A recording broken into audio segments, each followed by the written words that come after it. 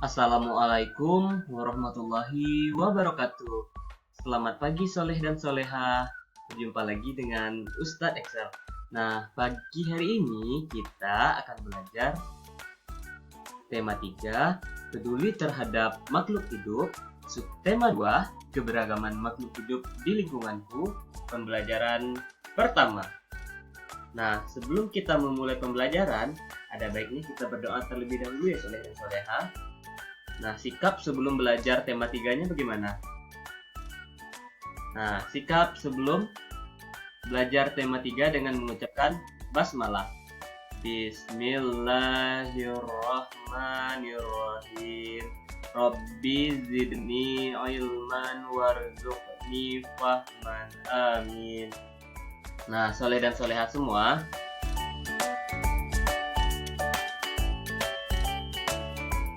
selain tumbuhan, hewan juga merupakan sumber daya alam yang perlu dijaga keseimbangan dan kelestariannya. Jika tidak, maka hewan-hewan tersebut akan menjadi langka dan punah, seperti yang terjadi pada burung cendrawasih. Ayo kita cari tahu lebih lanjut. Nah, soleh dan soleha, di sini ada Ustadz menampilkan gambar burung cendrawasih. Di sini ada 3 jenis burung cendrawasih. Tampilkan. Nah, siapa yang tahu burung cendrawasih ini aslinya dari mana? Nah, benar sekali. Burung cendrawasih merupakan burung khas dari Provinsi Papua atau dari Indonesia bagian timur. Nah, pada bukunya halaman 48 di sana ada cerita tentang burung cendrawasih. Mari kita baca sama-sama ya soleh-soleha. Burung cendrawasih disebut juga sebagai burung surga. Burung yang menjadi maskot Papua ini memiliki bulu yang sangat indah. Bahkan, kabarnya karena keindahan itu juga, burung ini jarang turun ke tanah, lebih sering terbang dan hinggap di dahan pohon. Warna bulu cendrawasih yang mencolok biasanya merupakan kombinasi beberapa warna seperti hitam, coklat, oranye, kuning, putih, biru, merah, hijau, dan ungu. Burung ini semakin molek dengan keberadaan bulu memanjang dan unik yang tumbuh di paruh, sayap, atau kepalanya. Warna yang bermacam menjadi salah satu penanda untuk mengelompokkan jenis mereka. Habitat aslinya di hutan-hutan yang lebat pada umumnya terletak di daerah dataran rendah yang hanya dapat ditemukan di Indonesia bagian timur. Nah, burung cendrawasih mati kawat adalah jenis yang menjadi identitas Provinsi Papua nih soleh-soleha. Masyarakat di Papua sering menggunakan bulu cendrawasih sebagai pelengkap atau hiasan dalam pakaian adat mereka. Nah, namun keberadaan burung cendrawasih kian lama kian terancam ya soleh-soleha. Itu semua dikarenakan oleh pemburuan dan penangkapan liar serta kerusakan habitat yang menjadi beberapa penyebab utama. Burung cendrawasih juga diperdagangkan soleh dan soleha karena bulunya itu diambil dan digunakan sebagai penghias topi wanita di Eropa. Tapi sekarang burung cantik ini menjadi jenis satwa yang dilindungi. Nah, beberapa jenis cendrawasih yang dilindungi antara lain yaitu cendrawasih kuning kecil. Ini merupakan burung cendrawasih kuning kecil dan soleh dan soleha. Ada burung cendrawasih botak. Coba lihat kepalanya itu seperti tidak ada bulu, makanya dipanggil burung cendrawasih botak.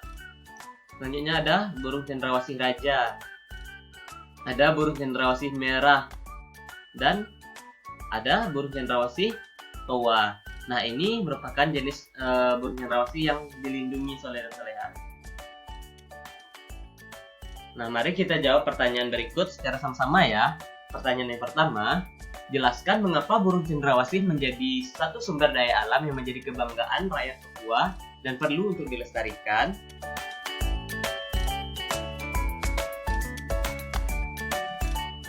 Nah, jawabannya, karena burung cendrawasih disebut juga sebagai burung surga. burung yang menjadi maskot Papua ini memiliki bulu yang indah. Warna bulu cendrawasih yang mencolok biasanya merupakan kombinasi beberapa warna seperti hitam, coklat, dan lain-lainnya. Burung ini semakin molek dengan keberadaan bulu memanjang dan unik yang tumbuh di paruh, sayap, dan kepalanya.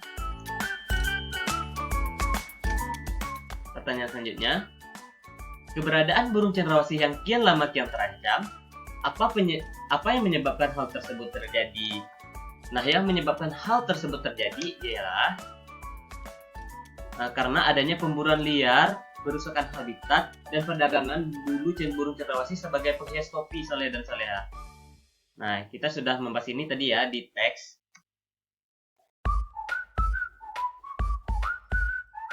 Nah, pertanyaan selanjutnya, apa yang bisa dilakukan untuk menjaga kelestarian burung cendrawasih? Payo. Nah, yang bisa kita lakukan untuk menjaga kelestarian burung cendrawasih adalah dengan cara membudidayakan burung tersebut di suaka marga satwa soleha dan soleha. Jangan memburunya dan jangan merusak habitat aslinya. Nah, bagaimana kaitan antara perilaku manusia dengan kelangkaan burung cendrawasih? Nah, karena permanfaatan bulu cendrawasih sebagai hiasan topi yang membahayakan kelestarian burung tersebut. Karena dengan memperoleh burung cendrawasih harus diburu dengan cara ditembak. Memanfaatkan burung cendrawasih sebagai burung piaraan juga dapat mengganggu kelestariannya. Karena burung cendrawasih biasanya hidup di alam bebas soleha dan soleha dan tidak terbiasa hidup dalam sangkar. Apa akibatnya jika burung cendrawasih punah? Nah, jika burung cendrawasih punah, maka keberagaman satwa di Indonesia akan berkurang. Mungkin generasi yang akan datang hanya bisa menyaksikan keindahan burung cendrawasih hanya melalui gambar saja soleha dan soleha. Maka dari itu kita harus menjaga kelestarian dari burung cendrawasih. Selain cendrawasih, masih banyak lagi hewan lainnya yang harus kita lindungi.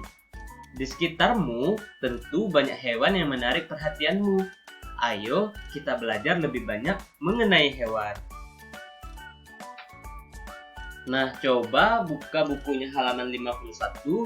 Di sana ada teks "Ayo membaca tentang kupu-kupu". Pasti di lingkungan soleha dan soleha terdapat kupu-kupu kan? Pernah melihat kupu-kupu? Ustadz rasa soleha pasti sudah pernah melihat kupu-kupu. Mari kita baca teks tentang kupu-kupu ini ya. Kupu-kupu termasuk dalam kelompok serangga. Kupu-kupu biasanya memiliki warna yang indah cemerlang. Kupu-kupu tidak berbahaya bagi manusia. Daur hidup kupu-kupu bermula dari telur yang melekat di daun, kemudian matang dan menetas setelah 5 sampai dengan 10 hari dan menjadi larva atau ulat. Setelah 2 minggu, larva membentuk kepompong yang bergantung di ranting atau daun selama 2-3 minggu. Setelah beberapa waktu, kupu-kupu dewasa keluar dari kepompong. Kupu-kupu dikenal sebagai serangga penyerbuk tanaman yang membantu bunga-bunga berkembang menjadi buah. Bagi petani dan orang-orang pada umumnya, kupu-kupu ini sangat bermanfaat dan untuk membantu penyerbukan tanaman. Nah, kupu-kupu di dataran tinggi dan dataran rendah di Indonesia banyak ragamnya soleha. Nah, kupu-kupu di Indonesia ini lebih banyak jika dibandingkan dengan negara-negara lain soleha jenisnya. Jadi, jenis kupu-kupu di Indonesia itu sangat banyak jika dibandingkan dengan negara-negara lainnya. Nah, di sini ada contoh kupu-kupu yang ada di Indonesia. Yang pertama itu kupu-kupu sayap burung peri. Nah, biasanya kupu-kupu ini ditemukan di Papua soleha. Selanjutnya ada kupu-kupu raja. Kupu-kupu raja ini ditemukan di Jawa dan di Sumatera. Selanjutnya ada kupu-kupu trogan. Nah, kupu-kupu trogan ini ditemukan di Kalimantan soleha. Nah, tidak sedikit penggemar kupu-kupu ini karena warnanya indah dan sangat menarik perhatian banyak orang. Oleh sebab itu, pemburuan kupu-kupu sering terjadi. Hal ini tentunya sangat dirugikan bagi kelangsungan kupu-kupu dan makhluk hidup lainnya.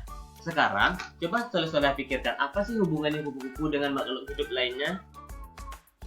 Nah, pada teks tadi, teks kupu-kupu sudah dijelaskan karena kupu-kupu itu membantu penyerbukan pada tanaman. Sehingga bunga-bunga yang diserbu itu nantinya akan membantu bunga tersebut menjadi buah, soleha dan soleha. Maka jika kupu-kupu langka, maka akan berpengaruh pada tanaman lain atau tumbuhan lain. Seperti itu, soleha dan soleha. Nah, sekarang coba kita membuat poster tentang menyayangi hewan, soleha dan soleha. Nah, di dalam poster tersebut cantumkan seperti nama dan ciri-ciri hewan tersebut, habitat hewannya di mana, tempat tinggal hewannya di mana, intinya manfaat hewan tersebut bagi masyarakat, keberadaan hewan itu saat ini bagaimana, dan ajakan untuk menjaga kelestarian hewan tersebut. Nah, pada pertemuan sebelumnya, Soleha dan Soleha sudah pernah membuat poster kan tentang bagaimana cara ajakan menghemat energi. Sekarang kita akan membuat poster cara menyayangi hewan. Nah, ini seperti inilah salah satu contohnya. Ini poster untuk jangan memburu harimau Jawa, Soleha dan Soleha. Nah, Soleha juga bisa membuat poster lain tentang cara menyayangi hewan. Nah, alhamdulillahirabbil alamin. Sampai di sini pembelajaran kita pada pagi hari ini. Harap Soleha dan Soleha bisa paham mengenai pembelajaran kita pada hari ini. Nah, saat akhiri ya pertemuan kita pada hari ini dengan mengucapkan doa kafaratul majelis. Subhanakallahumma wa bihamdika asyhadu an la ilaha illa anta astaghfiruka wa atubu ilaik. Amin. Assalamualaikum warahmatullahi wabarakatuh.